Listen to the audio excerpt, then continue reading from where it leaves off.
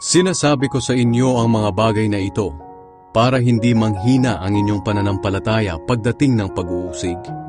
Hindi na kayo tatanggapin ng mga kapwa niyo Hudyo sa mga sambahan nila. Sa katunayan, darating ang panahon na ang sino mang papatay sa inyo ay mag-aakalang naglilingkod siya sa Diyos. Gagawin nila ang mga bagay na ito dahil hindi nila kilala ang Ama o ako.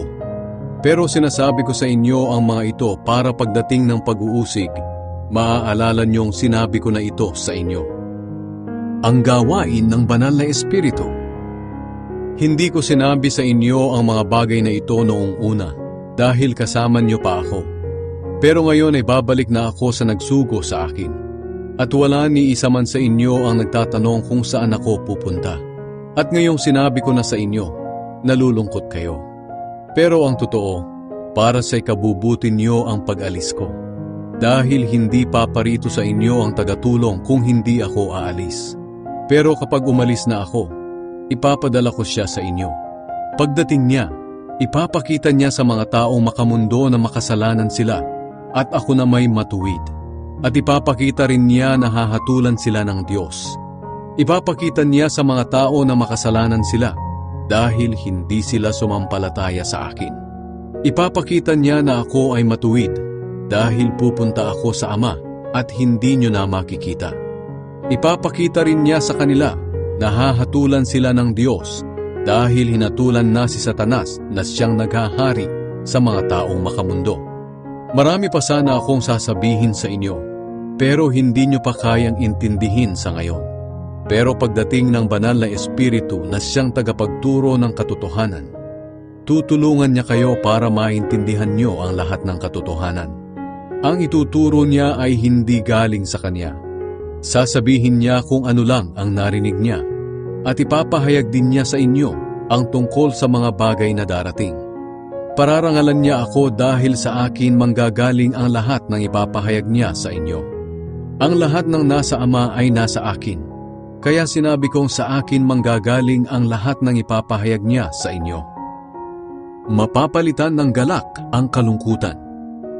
Sandaling panahon na lang at hindi nyo na ako makikita.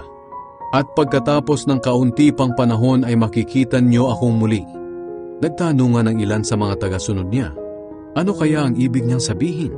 Bakit niya sinabing sandaling panahon na lang at hindi na natin siya makikita? At pagkatapos ng kaunti pang panahon ay makikita natin siyang muli. Sinabi pa niya na ang dahilan kung bakit hindi na natin siya makikita ay dahil babalik na siya sa kanyang Ama. Ano kaya ang ibig niyang sabihin sa sandaling panahon? Hindi natin alam kung ano ang ibig niyang sabihin. Alam ni Jesus na gusto sana nilang magtanong. Kaya sinabi niya sa kanila, nagtatanungan ba kayo tungkol sa sinabi ko na sandaling panahon na lang at hindi nyo na ako makikita? At pagkatapos ng kaunti pang panahon ay makikita nyo akong muli? Sinasabi ko sa inyo ang totoo, iiyak kayo't magdadalamhati sa mangyayari sa akin. Pero sasaya ang mga taong makamundo. Malulungkot kayo, pero ang kalungkutan ninyo ay mapapalitan ng kagalakan. Katulad ito ng isang babaeng naghihirap dahil malapit ng manganak. Pero pagkasilang ng sanggol, nakakalimutan na niya ang lahat ng hirap dahil sa kagalakan, sapagkat naisilang na niya ang sanggol dito sa mundo.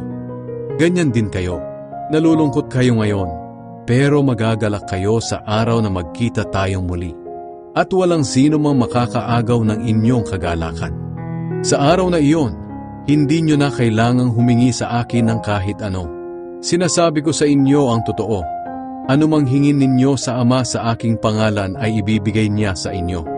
Hanggang ngayon ay wala pa kayong hinihingi sa Kanya sa aking pangalan. Humingi kayo at makakatanggap kayo, para malubos ang inyong kagalakan.